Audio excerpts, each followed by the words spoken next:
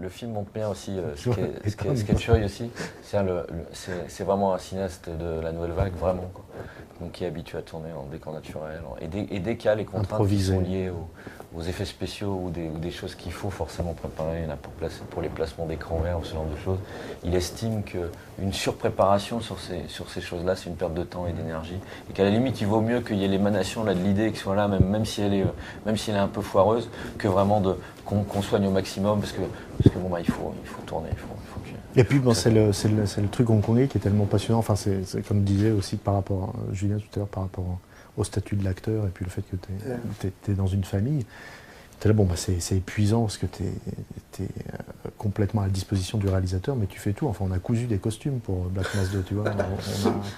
On est allé en ville acheter des accessoires ou des trucs dont il avait besoin. Et puis, parce que t'es disponible, si tu as des gens qui sont occupés et qu'à ce moment-là, tu n'as rien de particulier à faire, quelle que soit ta position dans l'équipe, tu es censé pouvoir rendre le service, parce que le but c'est juste que ça avance et que ça avance rapidement. Donc si on n'était pas à écrire ou à préparer ou à réécrire les dialogues ou à bercer John Polito et Tobin Bell et qu'il y avait des costumes à finir et qu'il n'y avait pas suffisamment de monde pour les finir, bah allez hop, quand tu carreaux.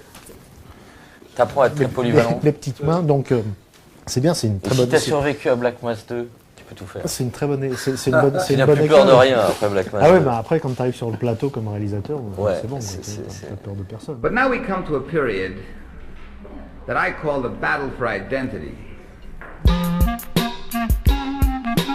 Lies my grandma told me. Yeah, superstitious devices.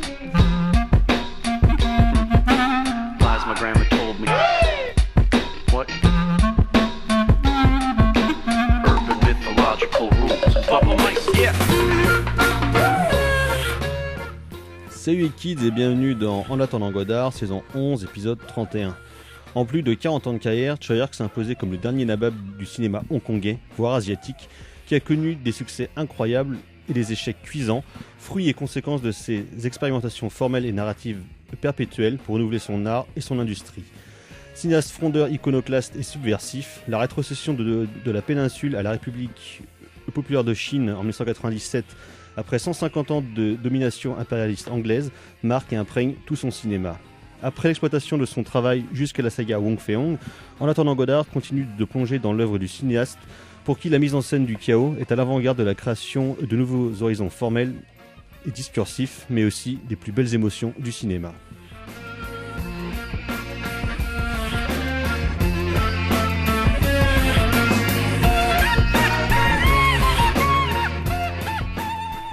Et oui, vous êtes bien dans En attendant Godard, l'émission de cinéma Quel est mieux que les autres. Et donc, vous l'aurez compris, à la suite de la semaine dernière où nous avions traité une première partie de la filmographie de Choi, de ses débuts à la fin des années 70 jusqu'à la saga Wong Fei-hung au milieu des années 90, nous allons continuer l'exploration de sa riche et complexe filmographie s'il en est, donc en continuant dans notre voyage jusqu'à peu près le début de son travail dans la Chine populaire au début des années 2010. Je préviens tout de suite parce que ça sera peut-être pas la période qu'on va le plus creuser, la période de la Chine populaire, parce qu'on a pas mal parlé déjà dans cette émission des différentes sorties des Détectives D, de la bataille de la montagne du Tigre à l'époque de leur sortie, et donc on a préféré quand même principalement se concentrer sur des films et des œuvres extrêmement importantes et marquantes de son cinéma dont nous n'avons jamais eu le plaisir de traiter dans cette émission, donc c'est-à-dire la filmographie qui démarre donc en 1995 avec The Blade, et Time and Tide surtout en l'an 2000, et après toutes les différentes expérimentations et on va dire errements, si on peut appeler ça comme ça, qui ont marqué le cinéma de Choi dans les années 2010. Et donc nous allons explorer ça, mais évidemment plus en avant. Et pour m'accompagner autour de cette table, bien évidemment, excusez-moi, il y a la fine fleur de la critique Renaud Rennes, il y a le docteur Erwan, bonsoir docteur. Bonsoir. Il y a Carrément Fleuret, bonsoir Thibaut. Salut Thomas, salut à tous. À la mise en son de cette émission, bien évidemment, il y a Gal, bonsoir Gal. Bonsoir. Nous rejoindra peut-être en cours d'émission notre autre grand spécialiste choyarkien, Simon Danielou, dit l'Ancien. Mais là, en ce moment, il est actuellement occupé, mais il va probablement nous rejoindre. Et Carla n'est pas des nôtres ce soir, car elle a l'idée saugrenue d'écrire un mémoire qui donc lui prend quelque peu de temps. C'est tout à fait compréhensible et on la salue bien bas. Donc, comme je disais, la semaine dernière, dans la carrière de Choi-Ark, nous étions arrêtés à la saga Wong Fei-hung qui démarre au début des années 90 et qui s'arrête en 1997 avec le 6e opus Dr. Wong en Amérique. Donc tous les épisodes n'ont pas été réalisés par Choi-Ark, mais c'est lui qui a supervisé et produit tous les épisodes. Et comme on l'avait déjà indiqué la semaine dernière, quand Choi-Ark produit un film, il est quand même bien souvent aussi sur le tournage et notamment dans la salle de montage pour s'occuper de toutes ces petites affaires, parce qu'il ne confie pas ses créations à n'importe qui. Et je le disais en ouverture, donc en 1995, le spectre de la rétrocession de Hong Kong à la Chine est là, déjà présent depuis plusieurs années, et ça imprègne tout le cinéma de Hong Kong dès les années 80, mais donc là il reste 2 ans, puisque en juillet 1997, donc la péninsule revient dans le giron chinois, ce qui a provoqué, on va dire, quelques à la fois crises morales, spirituelles et financières dans l'industrie du cinéma, puisque plusieurs des grands noms du cinéma hongkongais sont tentés de passer à l'ennemi, entre guillemets, donc c'est-à-dire à Hollywood, et plusieurs cinéastes franchiront le pas. Il y a notamment John Woo qui part dès le début des années 90, après À toute épreuve en 1992, pour faire Chasse à l'homme en 1993, suivi très peu de temps après par Ringo Lam, qui lui aussi va subir un petit peu ce bizutage qui consiste à tourner avec Jean-Claude Van Damme, pour des résultats divers et variés d'ailleurs, hein, que ce soit John Woo ou bien Ringo Lam. Ringo Lam, pour le coup, s'entendra très bien avec Van Damme, et il lui confiera même ses meilleurs rôles, notamment Répliquant et In Hell, qui sont de très haut dans la filmographie de Van Damme. Et Choi-Ark, donc lui-même, il passera. Il y a Kerr Kong aussi qui part. Kerr Kong aussi, qui était un des autres grands noms du cinéma hongkongais qui est passé. Mais avant justement de fuir entre guillemets la péninsule et de se frotter aux capitaux américains, Choi-Ark, au milieu des années 90, réalise quelques œuvres d'ampleur extrêmement importantes pour lui. Il y en a 2. Il y a notamment The Lovers, suivi quasi directement après par The Blade.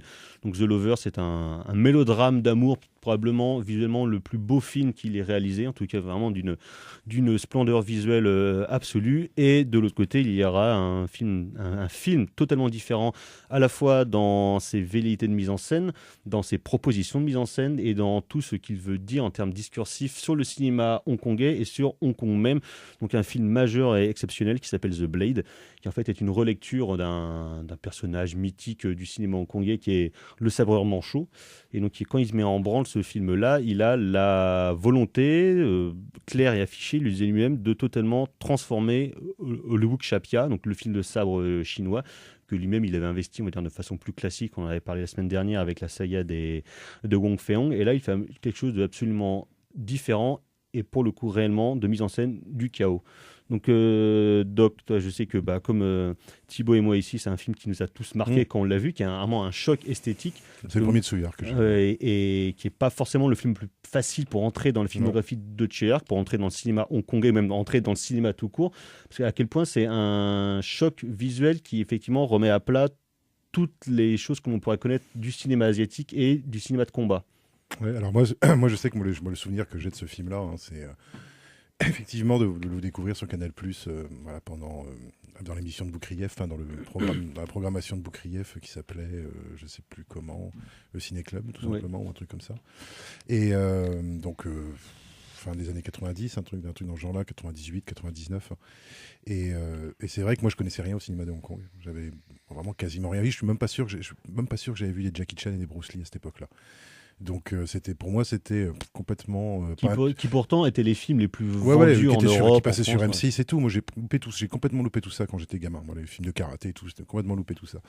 Et The Blade, effectivement, comme tu le dis, effectivement c'est vrai que c'est un film qui est hyper radical, mais d'un autre côté, si ça marche sur le spectateur, par contre le spectateur il plonge dans l'univers de Hong Kong, mais la tête la première, quoi. Et c'est vrai que c'est à la fois la force et le défaut de ce film-là, peut-être, c'est que finalement, après, c'est difficile dans le cinéma de Hong Kong de trouver plus radical en termes de mise en scène, même si par contre ça ouvre, je trouve, à cette espèce de côté furieux, quoi, du cinéma de Hong Kong. Justement, on peut expliciter un peu en quoi consiste cette radicalité dans le cinéma de Choi-Ark et dans le cinéma tout court, parce que c'est vrai qu'on a assez peu, malheureusement, eu le temps de parler de mise en scène la semaine dernière et de ce qui fait le style Choi-Ark, qui passe à la fois par un découpage assez particulier et surtout par un montage Ouais, vraiment c'est un violent. montage. C'est un montage qui est déjà qui est très brutal, quoi. C'est-à-dire que la coupe correspond, mais bon, ça c'est déjà, il pousse au plus loin en fait cette espèce de logique en fait du film de sabre et surtout du Wu Ziapian, qui est que comment dire, le coup de sabre équivaut à un cut en fait. Donc ça, il le pousse plus loin, mais surtout il le pousse. Et il y a beaucoup de coups de sabre. Voilà, et il y a beaucoup de coups de sabre et surtout il le pousse loin et en plus il le mélange avec des procédés finalement assez nouvelle vague, quoi. C'est-à-dire des ellipses, de l'usage du hors-champ. Il y a des fois tu vois carrément ce qui se passe, d'autres fois sur le plan d'après tu devines en fait ce qui se passe par des systèmes de déduction dans le plan. Un des trucs que moi j'ai toujours beaucoup aimé chez Tsuyark et qui fait dans plein de films, c'est le fait de te montrer quelque chose, tu comprends pas ce que tu vois tout de suite. Et en fait, c'est soit la suite du plan, soit la succession des plans qui vont faire en fait que tu vas déduire en fait ce qu'on est en train de te montrer. C'est-à-dire que l'image en elle-même, dramatiquement, elle a pas d'identité. C'est-à-dire que tu comprends pas ce que tu es en train de regarder au moment où tu es en train de le regarder, mais tu le comprends au fur et à mesure que le puzzle se met en place. Et là-dessus, c'est un cinéaste, moi je trouve assez bluffant, parce que c'est un cinéaste. Je rematais Time and Tide ce matin et je me disais c'est vrai que c'est incroyable, parce que le nombre de solutions de mise en scène pas chères qu'il trouve pour faire passer des tas de trucs en fait, et des trucs assez violents, quoi.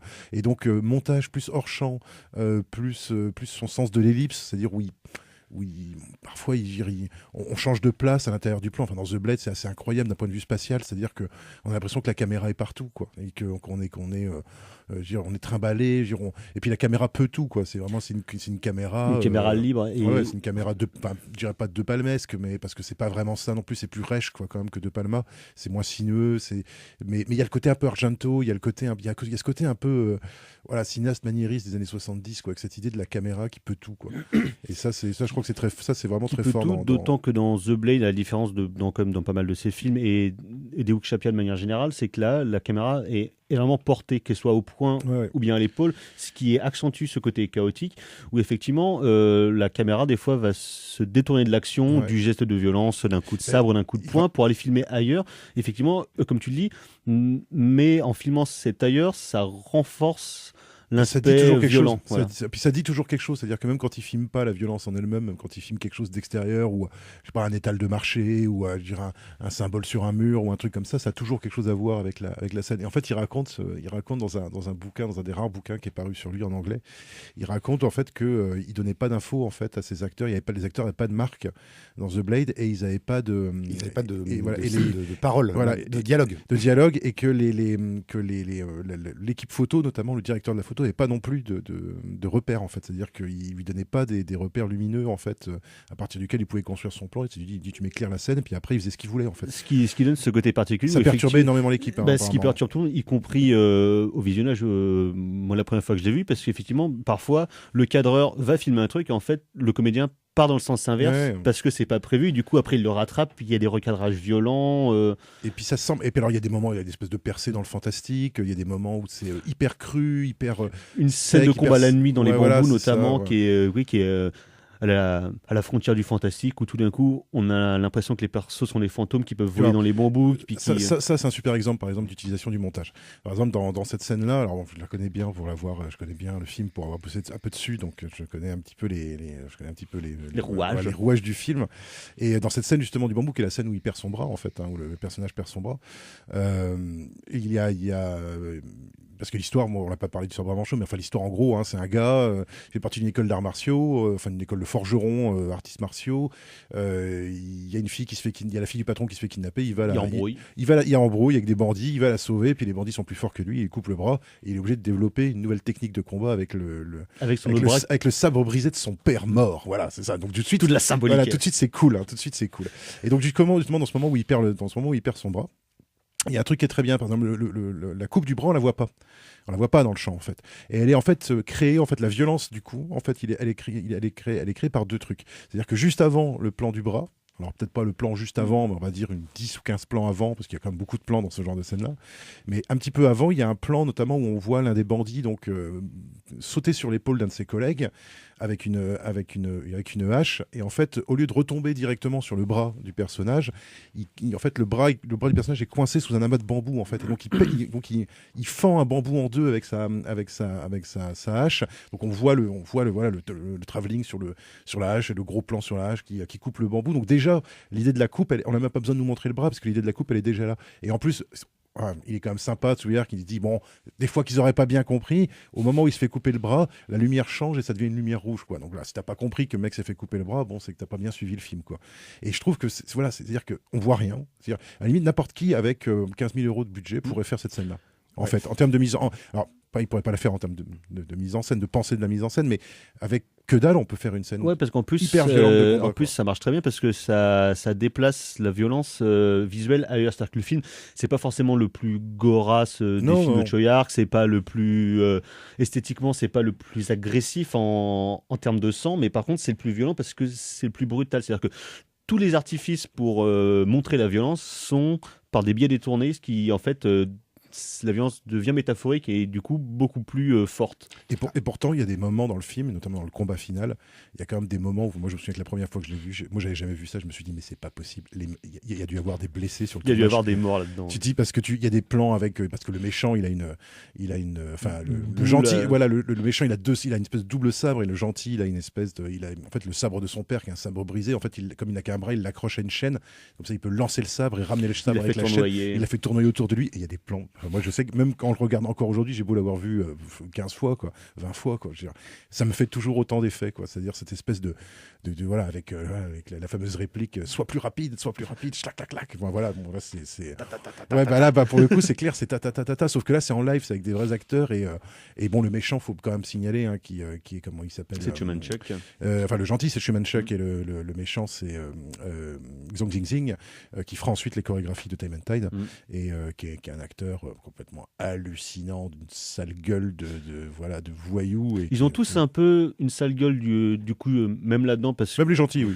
Parce que même Chumanchuk, c'est pas Jet Li en termes physiques, il est quand même beaucoup plus trapu, il est massif, il a vraiment quand même il est bien, une tête de bad guy qui a joué dans d'autres films de Choi Ark. Il a repris le rôle de Jet Li de Wong Fei-hong, il a joué dans Le Festin chinois, qui est une comédie du Nouvel An qu'il a fait en 1996, où il jouait le méchant pour le coup, mais il a un physique particulier quand même, pour jouer un supposé héros mythique du cinéma hongkongais. Et pour rebondir sur la radicalité de The Blade et pourquoi ce film est important, parce qu'il renouvelle, donc du coup on l'a dit, le Wuxia-Pian. En fait, ce qu'il faut savoir, c'est que peu de temps avant, Choi Ark était inscrit en fait dans une espèce de logique de confort avec sa saga des Wong Fei-hong, donc il était une fois en Chine. Et par la suite, il avait fait, donc on aura peut-être l'occasion d'en reparler, un magnifique mélo qui s'appelle The Lovers, qui est un film qui s'inscrit un petit peu en porte-à-faux dans la manière de filmer de Choi Ark, parce que c'est un film qui est très calme. Donc du coup voilà, en fait avec The Blade, en fait il a envie de se remettre en colère, en fait, et c'est ça qui est le plus important. Et ce que vous disiez, c'est très juste, en fait, sur ce montage ou sur ces plans ou sur ces axes de caméra qui redeviennent fous, c'est-à-dire que voilà, il délaisse un petit peu le plan large, en fait, de Il était une fois en Chine, parce qu'il faut bien montrer les décors avec les belles bastons, chorégraphies, les chorégraphies. C'est pas le même budget non plus, hein, c'est pas le même budget, mais voilà, il retourne en fait dans le lard du plan, en fait, comme ça. Et en fait, du coup, il y a deux choses. Il y avait le côté des acteurs, en fait, qui n'avaient pas de ligne de dialogue, et Choi Ark leur a dit, vous avez un papier où il y a que des sentiments dessus, donc vous allez jouer ça. Et vis-à-vis du spectateur, en fait, il nous accroche plus via de manière, on va dire, cérébrale, il faut penser tel machin parce que ça va amener tel truc du narratif. Il s'inscrit directement dans nos sens mêmes, c'est-à-dire qu'il va nous péter la rétine, il va nous péter l'oreille. En ce sens, il se rapproche. Je fais une comparaison certes peut-être hasardeuse, mais c'est un travail que Gaspard Noé fait également, en fait, où en gros, on délaisse la narration pour agresser les sens du spectateur et pour lui faire une proposition qui va exploser, en fait, tout ce que le cinéma a fait auparavant. Et en fait, c'est pour ça, en fait, également que The Blade est hyper important. On est en 95, The Lovers, très classique, 80, juste une année auparavant, et en un an, il pète tout. D'autant qu'à l'époque, Choi Ark, pour lui, sa volonté, donc à la fois, comme je disais, il était dans un certain confort, parce que c'était le producteur le plus riche de Hong Kong, tout ça, c'était le vrai nabab. Et il s'est dit, moi, le Wuxia Pian recommence à à ronronner un petit peu, je vais le réinventer, comme ça je vais refaire un gros succès Maos qui va encore me rendre encore plus riche, vraiment m'installer de manière définitive avant la rétrocession, je vais garder une place assez confortable. Et en fait, le film a été un échec énorme. Très mal compris. Le film était très mal compris, très mal reçu, par sa violence, par son discours, qu'il a totalement déprimé. Ce qui est moi en plus je trouve assez surprenant, et c'est évidemment la forme qui a dû rebuter les Hongkongais qui, à mon avis, sont habitués à des choses plus rondes. Mais alors que moi je trouve que cette période-là du début, du première moitié des années 90, moi je trouve que sur le plan thématique, c'est une période où c'est, je trouve, une période vachement cohérente. C'est-à-dire que The Blade est vachement cohérent avec Green Snake et avec The Lovers, et notamment dans cette espèce de remise en cause perpétuelle justement des valeurs traditionnelles qui sont diffusées dans le cinéma hongkongais, c'est-à-dire le respect des ancêtres, le côté patriotard, tout ça. Alors que pourtant c'est un truc qui intéresse vachement la question de la tradition chinoise. Par exemple, il y a quelque chose qu'on retrouve même dans The Blade, même si c'est pas le centre du sujet, mais qu'on retrouve finalement dans The Blade et dans l'action même de The Blade, alors qu'elle est plutôt sur le plan thématique dans Green Snake et dans The Lovers, qui est la question de la religion. Et Green Snake, pour moi, c'est un des grands films anticléricaux, bouddhistes, quoi. Je veux dire, c'est un des grands films où le méchant, encore une fois joué par Chuman Shuk, c'est un connard de moine bouddhiste qui veut empêcher le sexe, et ce truc sur le fanatisme, moi franchement je reste persuadé que c'est un des thèmes souterrains principaux du cinéma de Tsui Hark. Ça se voit dans The Blade quand il y a la scène du moine, la scène du moine bouddhiste, qui se fait décapiter. Et puis la scène de la littéralement. Et puis il y a toute une espèce de discours parce qu'à un moment le personnage achète une croix au marché, et en fait la croix il finit par la lancer au méchant pour l'aveugler. Donc il y a tout un truc sur la religion comme arme pratique. Sur à la fois la religion comme arme pratique. Enfin voilà, je pense pas que ça soit que anticlérical. Je pense que c'est vraiment un mec qui s'intéresse vraiment à la question de la spiritualité. Je pense Tsui Hark, et je pense que notamment dans The Lovers, il y a cette. Mais dans The Lovers, il y a aussi cette espèce de contestation du pouvoir familial, quoi. C'est-à-dire que le film. Mais dans Green Snake aussi, qui est un film fantastique, une histoire d'amour. Sur l'idée qu'il y a mais bon, qui est une idée finalement très Roméo et Juliette, qu'il y a une pulsion de vie en fait qui est contrariée par la manière dont fonctionne la société. Et dans The Lovers, c'est un film, il faut le préciser, que c'est un film où on rigole beaucoup dans la première partie, on pleure beaucoup dans la deuxième. C'est un vrai mélo, moi je le trouve pas si classique que ça, justement.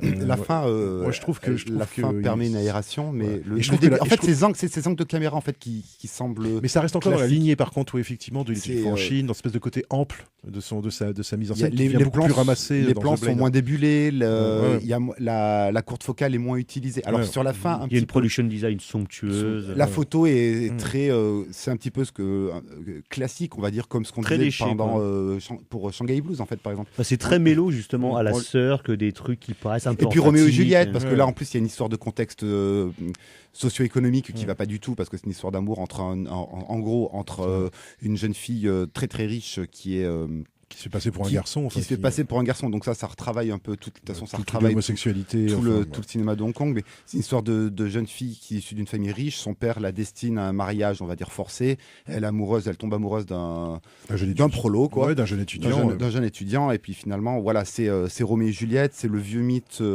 asiatique des amants papillons aussi. Ce qui donne des scènes, un final absolument magnifique. Qui vire vers le surnaturel.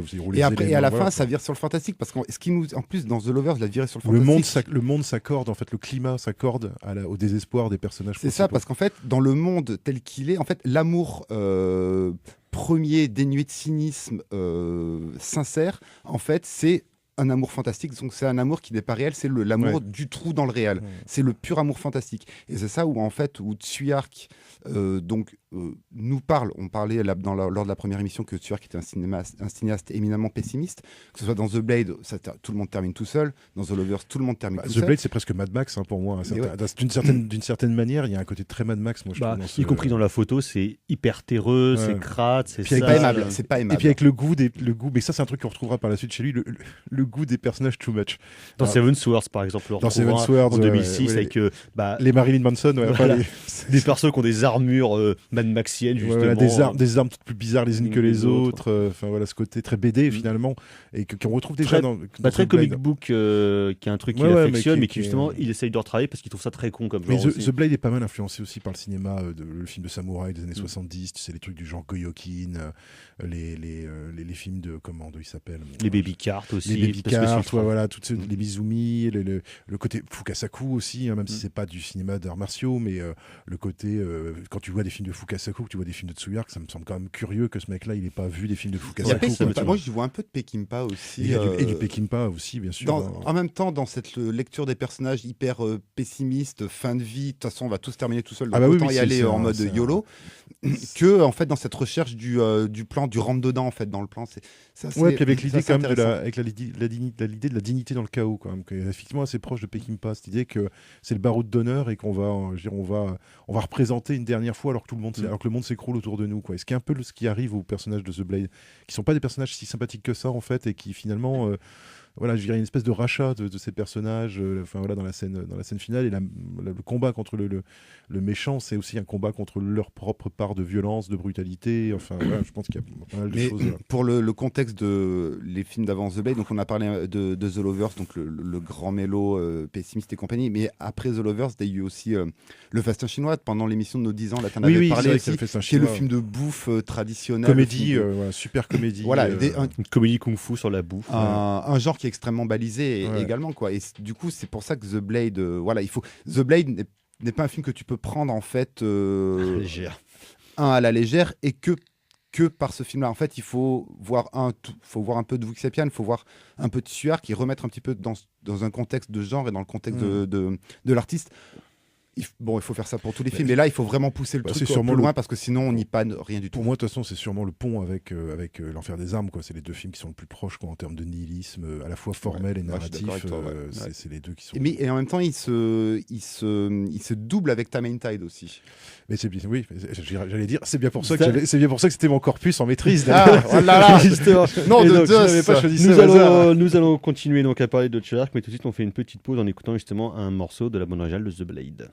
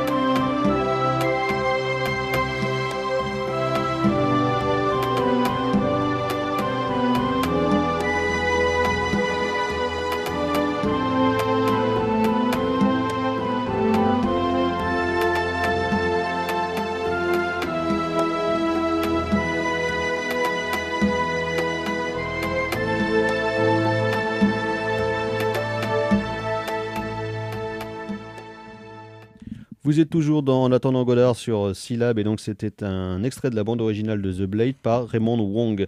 Donc The Blade de Tsuyark, nous allons continuer l'exploration de sa filmographie. Donc après l'échec cuisant de The Blade qui le déprime bien quand même, donc il se décide à passer à l'ennemi, donc aux États-Unis où il va tourner 2 films avec Van Damme sur le sol américain et en France à Nice notamment pour Double Team, son premier film on va dire américain. Donc avec Van Damme, avec Dennis Rodman et Mickey Rourke en méchant, Mickey Rourke post-box mais pré-opération du visage, donc c'est-à-dire qu'il commence déjà à avoir une gueule un peu étrange, et qui est un film sympathique mais totalement raté, mais surtout après il va enchaîner après cet autre échec qui est Double Team avec Piège à Hong Kong, Knock-Off, où là il se décide à ramener Van Damme sur son terrain d'opération, donc c'est-à-dire à Hong Kong. Donc là il est chez lui, il se venge, il a la thune des ricains. il est chez lui, donc les mecs le font pas chier, et là il fait n'importe quoi. Il se venge. Et là, il il se mange en se foutant littéralement de la gueule de Van Damme. Et pourtant, c'est probablement ces scènes d'action les plus bluffantes. Les plus bluffantes, parce que justement, il va profiter de toute la thune que les file les ricains, en l'occurrence la Columbia, pour justement expérimenter à pleine balle. Il y a Paul Sorvino. Il y a Rob Schneider qui fouette le cul de Van Damme avec des anguilles, lors d'une couche de pouce-pouce, et les premières scènes tournées étaient encore plus ridicules parce que Van Damme est habillé en femme. Ça, on retrouve de la tradition. Et les scènes ont été coupées. Et donc, du coup, comme je disais, il profite de la thune des ricains pour expérimenter à toute berzingue sur le découpage et sur son montage notamment, et aussi à commencer à expérimenter des effets spéciaux numériques qu'on peut penser complètement cons, comme par exemple un plan subjectif de pied qui rentre dans une chaussure, ou bien ce genre de choses. D'une chaussure qui explose, d'une Nike Air qui explose, d'une Nike Air de contrefaçon qui explose. De contrefaçon, donc, alors le film est totalement débile, enlevé. Une série B, qui en plus c'est presque une parodie en fait. Et qui se déroule le jour de la rétrocession de Hong Kong à la Chine, justement, c'est pas anodin. C'est pas anodin là-dedans. Ouais, enfin bon. Mais c'est un film totalement libre. Oui, ça reste bien débilos. Ça reste quand même très con parce que Paul Sorvino meurt à peu près 3 fois pendant le film. J'ai jamais réussi à comprendre pourquoi d'ailleurs. Mais il y a une super scène finale sur un cargo en pleine tempête. Enfin, je sais plus, en pleine tempête. En pleine mer en tout cas. Mais voilà, avec les containers qui glissent et les mecs qui se tuent en passant derrière les containers. Et donc du coup, il profite de ça pour expérimenter à toute berzingue. Une fois de plus, et en l'année 2000 marque véritablement son retour avec la Film Workshop à Hong Kong pour un des plus grands films de sa filmographie, un des plus grands films de toutes les années 2000 je pense, un polar absolument monstrueux et incompréhensible qui s'appelle Time and Tide, qui raconte simplement la création du monde après le chaos, qui est raconté en voix off au début du film par Choyark lui-même, et qui était un film extrêmement important pour lui et qui lui tenait réellement à cœur, non seulement parce que ça marquait son retour chez lui à Hong Kong, parce qu'il voulait remontrer quand même le patron, c'était qui ? C'était lui, qui malheureusement lui aussi était un échec, et il voulait faire en fait au polar hongkongais un petit peu la même chose que ce qu'il avait fait avec les Wuxia pour The Blade. Sachant qu'il avait déjà quand même amorcé avec un film dont on n'a pas parlé mais qui est très bien aussi, qui est Le Syndicat du Crime 3 en 89, où il avait repris le travail de John Woo, puis il en avait fait quelque chose de complètement différent, d'autant plus que c'est un film qui était tourné qui est sur le Vietnam en plus, qui est donc sur son pays d'origine, sur ses propres traumatismes. Donc il avait déjà un peu, avec Chow Yun-fat, il avait déjà amorcé ça. Mais on était à mi-chemin entre le film de guerre et le film polar, on n'était pas encore complètement dans il faut savoir que Le Syndicat du Crime 3, en fait, John Woo est partie du projet, et puis après il a tourné une balle dans la tête. Ils se sont fâchés après ça. Ce sont des projets qui sont assez se sont plus parlé pendant 15 ans. Mais une balle dans la tête et Le Syndicat du Crime 3, en fait, sont des films jumeaux. Et donc avec Time and Tide, il veut faire la même chose. Donc c'est-à-dire que c'est ce qui explique Julien Carbon et Laurent Courtiot dans le coffret qui est ressorti le mois dernier chez Carlotta de Time and Tide, dans un entretien où en fait il dit je vais reprendre le polar hongkongais, mais bon, tout le monde sait ce que c'est qu'un polar à Hong Kong, on sait tous comment est-ce que fonctionnent les intrigues, les machins, donc tous les passages obligés et connus, on va les enlever, parce que de toute façon ça sert à rien, parce que les gens vont forcément comprendre comment est-ce que l'intrigue se déroule, dès qu'on va faire plein d'ellipses et on va se concentrer sur d'autres choses, à la fois sur des scènes intimes, donc d'un jeune garde du corps et d'un voyou, c'est une poursuite dans Hong Kong, avec au milieu le personnage féminin d'un des deux hommes qui est enceinte. Tous les deux personnages principaux ont tous les deux une femme enceinte. Voilà, c'est ça. Donc, voilà, une régulière et une pas régulière. Un bringuillot romantique mêlé à une intrigue de poursuite, somme toute classique à Hong Kong, mais dans des lieux qu'on a rarement vus, en tout cas très peu vus, filmés de cette manière-là, que ce soit à la fois dans des grandes artères, dans des aéroports pour le final, à une salle de concert, et aussi dans des boui-boui de Hong Kong. Ils sont pas, alors qu'ils sont à Kowloon en fait. Voilà, c'est ça, à Kowloon City. Sur le continent, qui sont les mêmes genres d'immeubles. Alors je sais pas si c'est exactement les mêmes immeubles, mais c'est le même genre d'immeuble que les immeubles qu'on voit dans Chungking Express de Wong Kar-wai, quoi. C'est-à-dire ces immeubles, ces espèces d'immeubles très très grands comme ça, avec des quartiers vraiment populaires, des espèces de cours très étroites, qui est évidemment un terrain de jeu absolument formidable. Effectivement un terrain de jeu, parce que là-dedans ils s'en donnent à cœur joie dans toutes les expérimentations possibles. Donc sur un montage qui est extrêmement elliptique, qui travaille beaucoup sur la question du flux des images, que ce soit la pluie qui tombe, les balles qui traversent l'écran, des éclats de vitres, des éclats de sang, et tout ça en jouant avec des effets numériques qui commencent à maîtriser et qui là pour le coup sont vraiment utilisés de manière intelligente, c'est-à-dire avec la question du ralenti, de l'arrêt sur image, des genres de bullet time en fait qu'il fait au moment d'une explosion, dans le premier tiers du film lors d'une scène d'action en Amérique du Sud, parce que donc il voyage aussi un petit peu là-dedans, il fait des choses extrêmement impressionnantes, et en termes d'énergie kinétique, c'est probablement le film le plus violent et le plus étrange qui existe. Alors déjà c'est un film, il faut quand même bien préciser que c'est un film où il y a tout le temps quelque chose qui se passe. Voilà. Si vous décrochez 10 secondes, vous êtes perdu. Voilà, c'est ça, faut pas l'épicer, hein, parce que il y a plein de trucs. J'ai dû le voir 6 ou 7 fois, je pense que la deuxième heure, je comprends toujours rien à ce qui se passe en termes narratifs, mais c'est pas grave, parce que l'énergie... Mais il se passe rien de bien, grave, en fait. C'est-à-dire que... on se poursuit, on se bagarre. C'est comme The Blade, c'est l'essence du spectateur qui compte le plus que non, mais je veux dire, c'est-à-dire qu'il faut pas forcément chercher un sens narratif à l'intrigue du film, c'est plus un sens émotionnel. Il y a plein de trous dans l'intrigue, il y a plein de trucs qui sont pas expliqués, comment est-ce que tel mec il sait tel truc, enfin tout ça, mais on s'en fout en fait, effectivement, on s'en fout complètement, puisqu'on est dans la pure, et d'ailleurs c'est vrai que ça enchaîne quasiment directement de la scène dans l'immeuble à la scène dans l'aéroport, dans la gare de Kowloon, donc c'est vrai que c'est à scène d'action sur scène d'action sur scène d'action, c'est vrai que les 45 dernières minutes c'est quasiment que de l'action. Et vraiment la scène d'action dans l'immeuble qui à elle seule dure quand même 15 putains de minutes, qui est extrêmement impressionnant, parce que là il condense tout ce qu'il voulait faire dans le reste du film, mais vraiment de manière, en plus dans des espaces réduits. La caméra suit un personnage qui saute par la fenêtre, elle descend de l'immeuble, et puis après elle le rechoppe en plan large. Les cascadeurs sont tarés. Les cascadeurs sont dingues. Enfin, tout le cast. Parce qu'en plus, il joue avec deux stars de la chanson à Hong Kong, puisque je pense que c'était pour aussi des contraintes de budget, de vente, parce qu'il fallait des starlets. Mais à côté de ça, il va prendre des grosses restas qu'on aime, notamment Anthony Wong par exemple, qui est bon vieux Anthony Wong avec une moustache, donc c'est toujours un énorme plaisir de le voir, qui joue le chef non, et puis il y a des trucs de sécurité. Et puis Time and Tide, c'est un film alors qui est sans doute un peu oublié aujourd'hui malheureusement, mais par contre c'est un film pour moi qui a été pillé par le cinéma américain. J'ai repensé quand même que pour moi la scène du frigo, où Nicolas Tsé s'enferme dans un frigo parce qu'il y a une fuite de gaz dans l'immeuble et que l'appartement va exploser. Moi, quand j'ai vu le 4e Indiana Jones, j'avais envie de me lever, de crier voleur, quoi. Parce que c'est un film qui est un échec total en termes du public, mais qui a été, je pense, excessivement pompé par des cinéastes américains qui sont venus après. Je pense qu'un mec comme Tony Scott, qui n'a pas du tout la même manière de voir la mise en scène que Treyarch par exemple, mais qui en termes de découpage et en termes de certains arrêts sur image, des flous, des ralentis, est extrêmement imprégné du cinéma hongkongais, et notamment du cinéma de Treyarch. Ça me semble évident quand on voit des films comme Man on Fire ou bien comme Domino, où c'est une suite esthétique assez logique. En tout cas, il essaie de travailler le même genre de matériaux. Tu sens qu'il y a une parenté, quoi, effectivement. Alors, je sais pas si effectivement il y a une parenté consciente, parce que je sais pas trop si Tony Scott en a parlé de ça, mais je crois pas. Mais non, effectivement, oui, il y a une parenté, quoi, dans cette espèce de manière de. Mais même tu regardes aujourd'hui c'est ça qui est triste, quoi, quand tu regardes les films de super-héros aujourd'hui, tu te dis putain, mais comment Tsuyark il te referait ça, mais en 100 fois mieux, quoi. Ou chez Paul Greengrass aussi, peut-être voir une influence chez Greengrass. Ouais, parce que Greengrass, j'ai plus l'impression que c'est le documentaire, quoi, Greengrass, quoi. Ou McTiernan qui avait importé ses méthodes un peu documentaires dans le cadre d'un énorme blockbuster pété thunes quand il fait le 13e guerrier et Une journée en enfer. Tu vois, sur les caméras portées, mais McTiernan et Choyark, dans la manière qu'ils ont d'appréhender le film d'action, ils ont quand même des manières un peu similaires de vouloir justement remettre du chaos dans un univers beaucoup trop lisse et beaucoup trop propre, avec des personnages qui sont hyper borderline, un petit peu marginaux là-dedans. C'est exactement ce qu'il a fait avec The Blade, en fait. Le genre est cadenassé, le genre a ses enjeux, ses figures, ses motifs que tout le monde connaît. Comment tu fais pour péter ça ? C'est la base. En fait, toute la carrière de Tsuyark est basée sur ce leitmotiv-là. C'est comment péter un truc cadenassé. Dès The Butterfly Murders, en fait, il décadenasse. Il décadenasse en fait le Wuxia parce qu'il en met très très peu.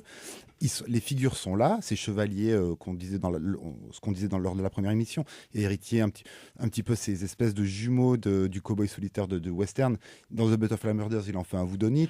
Dans l'enfer des armes, Time and Tide, on pourrait peut-être le rapprocher de l'enfer des armes dans ce côté, le chaos d'une ville en fait. Mais c'est un de ces rares films contemporains en plus. Oui. Voilà.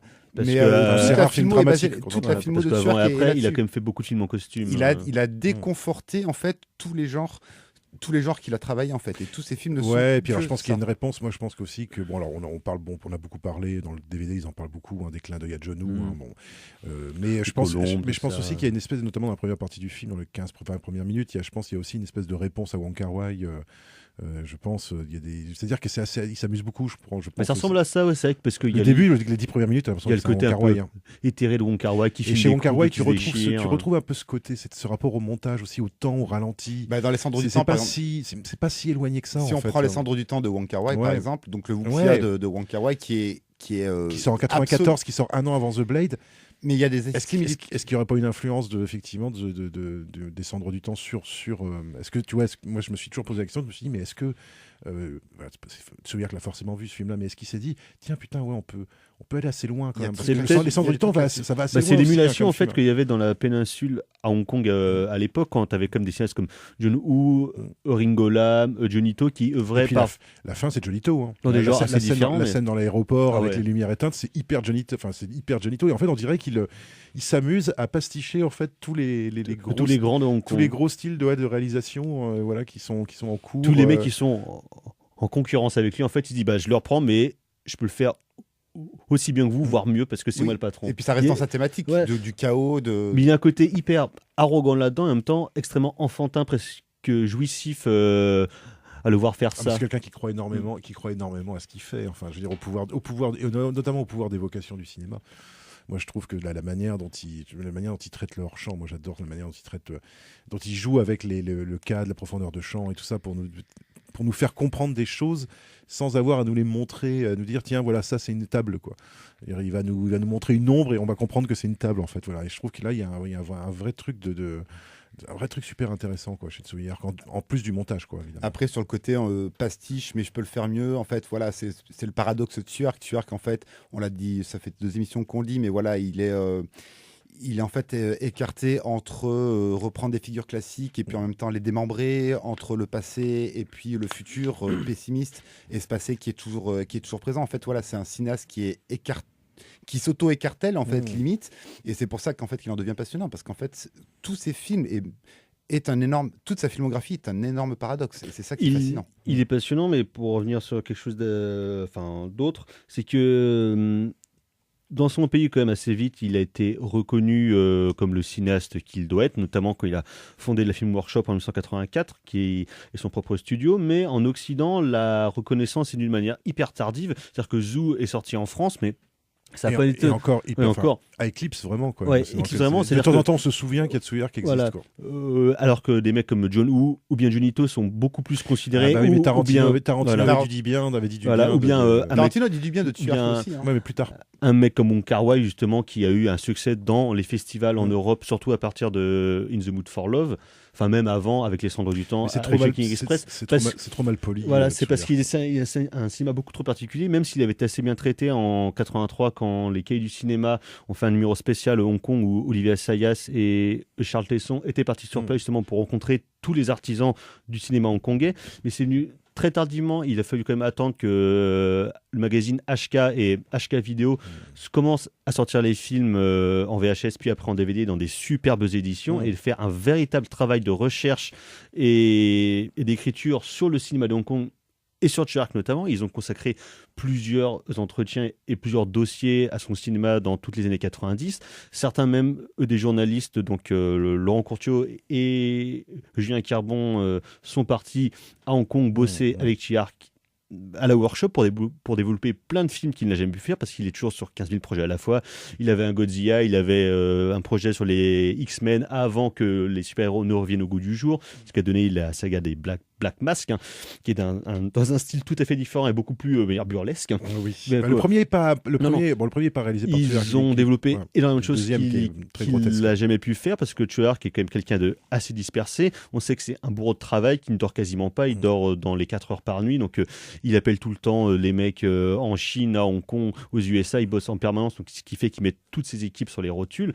Et c'est un processus qu'il a encore maintenant, qui tourne en Chine populaire et qui a continué pendant tous les errements entre guillemets des années 2000, où là, après l'échec de Time and Tide qu'il a quand même massacré, qu'il a mis au plus bas, il s'est remis à faire des films. Il s'est dit je vais me conforter, je vais me faire une suite à un de mes films cultes maintenant, qui est Zoo. Donc il fait Legend of Zoo, où là il se qui est un film qui est à la fois un ratage et qui en même temps est un film qui est tellement expérimental. Qui est un film qui est passionnant et qui a un gros craquage. C'est vraiment le mec, tu sens qu'il c'est l'avant-garde, quoi, le gars. C'est-à-dire qu'il est le premier à aller jusque-là. Et le problème donc il se plante. De Treyarch, entre guillemets, c'est qu'il n'attend jamais que la technique ou que les effets spéciaux soient au niveau de son génie. Ouais. C'est-à-dire qu'effectivement, les effets spéciaux de Legend of Zeus sont totalement craqués. C'est super moche et il y a des idées de découpage et de montage qui sont des trucs de malade. Mais là, c'est un truc aussi dont parle Carbon et Curcio dans leur entretien dans le coffret de Time and Tide chez Carlotta, c'est qu'à partir de l'échec de Time and Tide, il change un peu son fusil d'épaule et la manière qu'il a de voir le monde. C'est-à-dire que jusqu'à Time and Tide, c'est l'histoire des petits gens et des pédouilles face aux impérialistes. Et dans le premier Zeus, c'était des humains qui regardaient les dieux, et dans le deuxième, en fait, c'est les dieux qui regardent les combats des humains. C'est-à-dire qu'il y a un truc totalement différent qui se met en place. Alors... Moi, après, je suis pas super d'accord avec ça parce que je suis pas d'accord surtout parce qu'après on revient à ça. C'est vraiment un cas exceptionnel, quoi, Zou, parce qu'en fait tu regardes Seven Swords qui sort 3 ans après, tu retrouves complètement ce truc du petit village populaire avec un pouvoir extérieur qui vient imposer sa loi, etc., donc il faut avoir des épées légendaires et tout ça, mais à la base c'est quand même des membres du peuple, quoi. Et même si tu regardes plus par la suite la bataille de la montagne du Tigre, les soldats c'est des gars du peuple, enfin tu vois, je crois que c'est assez exceptionnel, hein, quand même, hein, dans son cinéma. Je pense que la Legend of Zeus est pas représentatif du tout. Effectivement, je pense qu'il a voulu tenter autre chose.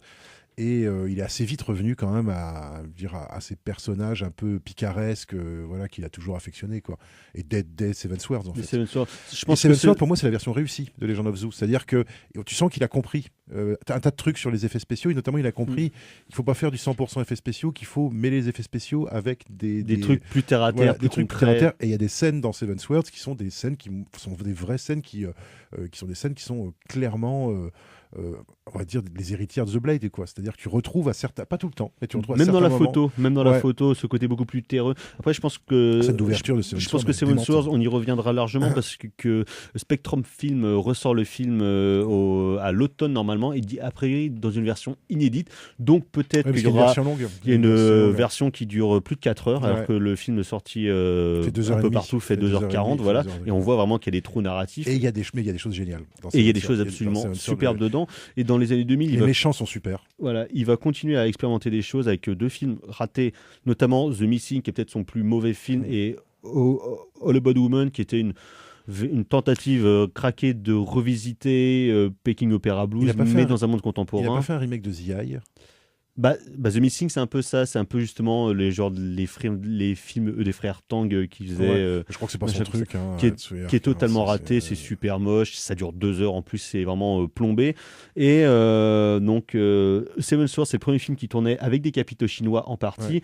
Et à partir de l'année 2010. Et Liu Xiaoliang, parce qu'il faut quand même préciser que c'est un film avec Liu Xiaoliang, avec Maître Liu Xiaoliang. Et les chorégraphies de Liu Xiaoliang qui sont quand même qui défendent. Et donc, à partir des années 2010, il va vraiment entrer, on va dire, dans le cinéma chinois avec le premier volet de sa trilogie des Détective D en 2010, où là vraiment il va en Chine populaire, donc il abandonne Hong Kong entre guillemets, en tout cas il ne tourne plus là-bas, les fonds ne proviennent plus essentiellement de là-bas, et la crainte c'était justement que son cinéma frondeur, son cinéma subversif soit amenuisé quand il entre dans une industrie 100% chinoise, et on sait à quel point le régime chinois peut être oppressant sur les productions de son cinéma, encore plus quand ce sont des films en costume, des films historiques qui traitent de la grande histoire de la Chine. Historique. Entre guillemets. Zhang Yimou peut en dire un truc. Dans un cadre historique, justement, un cinéaste d'État comme Yang Zimu.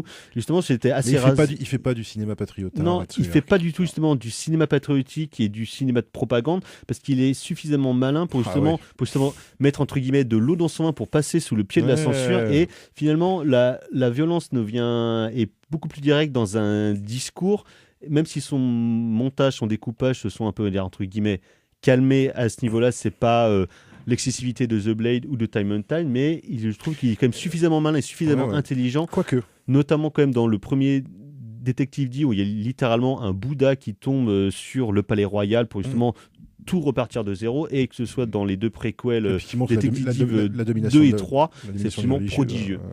Et puis alors, pour moi, Détective D, mine de rien, on retrouve quand même ce fameux thème que moi j'y tiens à ce thème-là, ce thème de la lutte, le fanatisme, c'est pas son truc, le fanatisme religieux. Les gens qui manipulent les autres, que ce soit en religion ou en politique. C'est-à-dire Détective D, quelque part, pour moi, il y a une forme il y a quelque chose, je comprends ce qui l'a intéressé dans le personnage de Détective D, parce que qu'est-ce qu'il fait, Détective D ? C'est un personnage qui fout la merde en révélant que le roi est nu. Et il se laisse pas avoir par les atours du pouvoir, il se laisse pas avoir par les atours de la religion.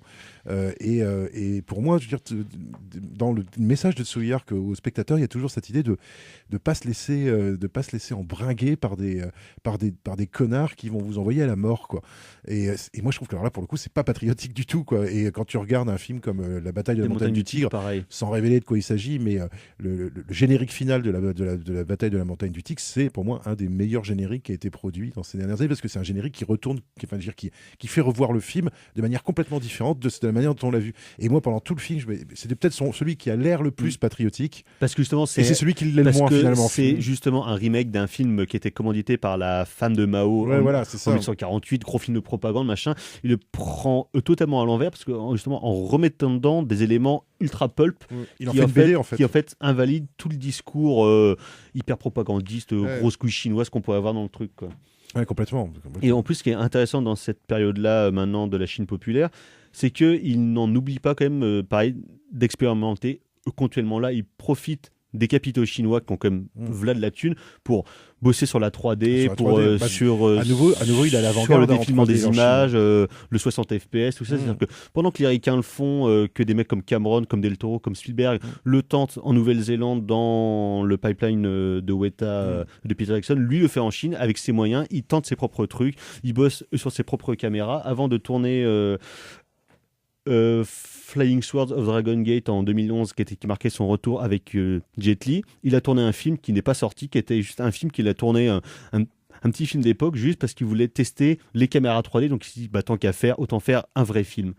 C'est-à-dire que il a les moyens de le faire, il le tente et il fait effectivement des choses sur la 3D que moi j'ai vu dans aucun autre film, notamment dans c'est super original, Détective D2, donc qui sont des films d'enquête dans la Chine impériale, tout ça, qui est quand même extrêmement complexe, très touffu dans les intrigues de cours. Il profite de jouer avec la 3D pour rajouter des éléments qui vont te perdre parce que tu vas te concentrer sur des strates de l'écran, alors qu'en fait c'est juste des choses inintéressante pour l'intrigue, et que tout se passe derrière, mais dans le flou. C'est comme si, en fait, comme il peut plus le faire au niveau du montage, il va le faire avec les effets spéciaux. Il va foutre la merde et créer le chaos avec les effets spéciaux, avec la 3D. Voilà. Et c'est très perturbant. Mais en plus, c'est quand même what the fuck. Les détectives D. Voilà. Des délires animaliers. Voilà, c'est ça. Des cerfs qui parlent. Dans le premier, il y a des biches qui parlent. Dans le troisième, il y a quand même un moine bouddhiste qui chevauche un gorille albino géant quand même. Quoi. Et donc, dans le 2, il y a un serpent des mers, parce qu'il a testé aussi, parce que avant James Cameron, il a testé la 3D sous-marine et le 60 FPS sous l'eau. Donc voilà, prends ça James. Ouais, non, mais c'est étonnant de voir que le mec a quand même plus de 60 ans. Il a 69 ans. Et il est tout le temps aussi, toujours aussi. Il est toujours à l'avant-garde de l'avant-garde. C'est incroyable. Il a pas 69 ans. Il a pas 69 ans. Non, 59. Il est né en 59. Non, il a pas 59 ans non plus. Il est né 65. Il est né en 51. Voilà, très exactement. Il est né en 51. Il a le même âge que ma maman. Pas que je le dise quel âge a ma maman, mais vous ferez le calcul vous-même. Mais il a le même âge. Non, mais oui, effectivement, c'est ça ce qui est toujours impressionnant chez lui, qui est la reconnaissance qu'il pourrait avoir dans l'Occident. Maintenant, en fait, il n'a je crois qu'il en a eu à foutre quelque chose. Non, je pense qu'il s'en branle complètement. Que... Être reconnu comme un auteur, il s'en fout. Être reconnu comme un actionneur, il s'en tape. Comme un actionneur, il s'en fout.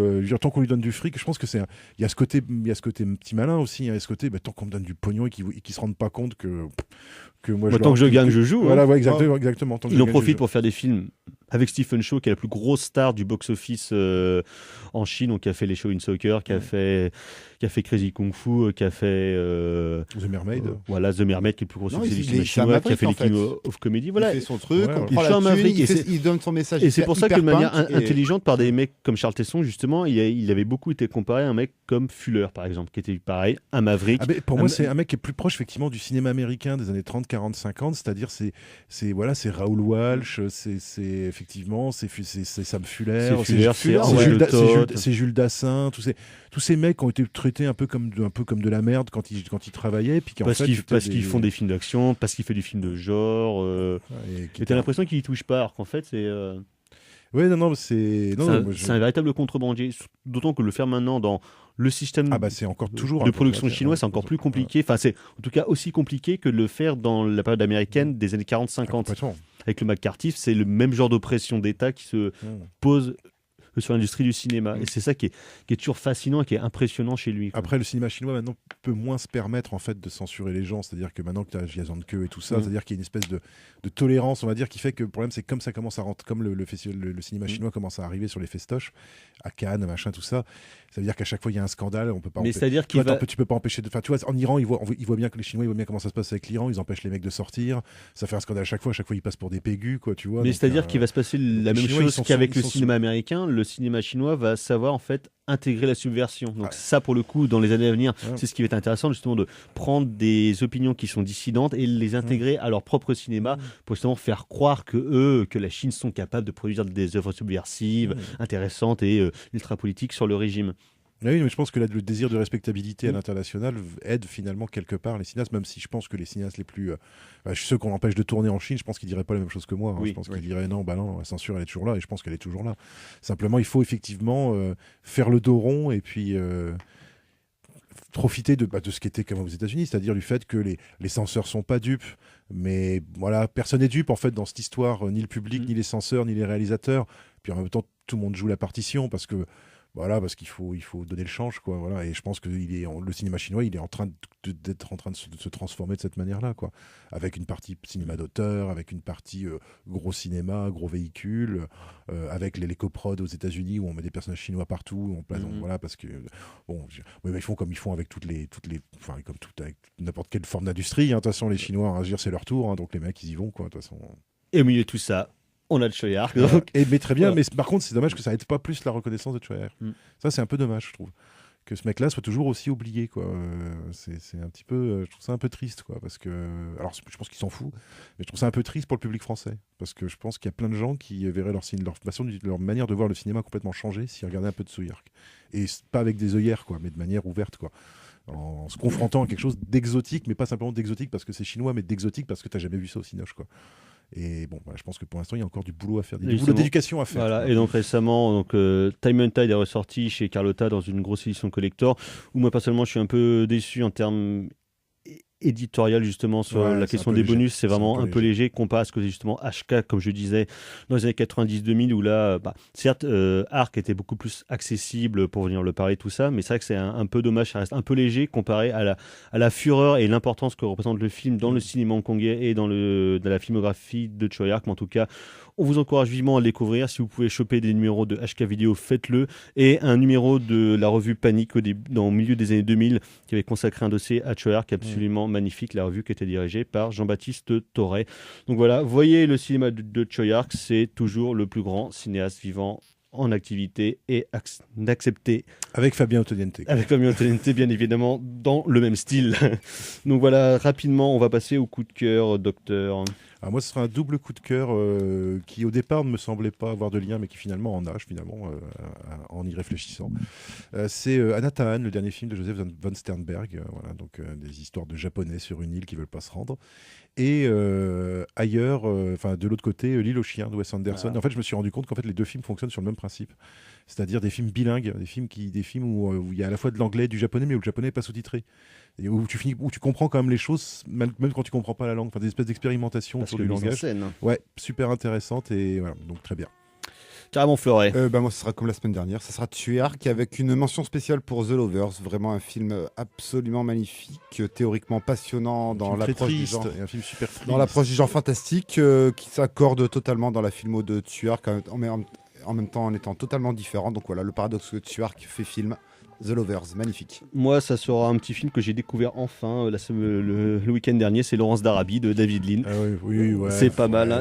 J'ai jamais vu 3h47 passer aussi vite Marvel prenant de la graine. Film un peu mineur. Le film est absolument monstrueux dans tous ses aspects possibles et imaginables.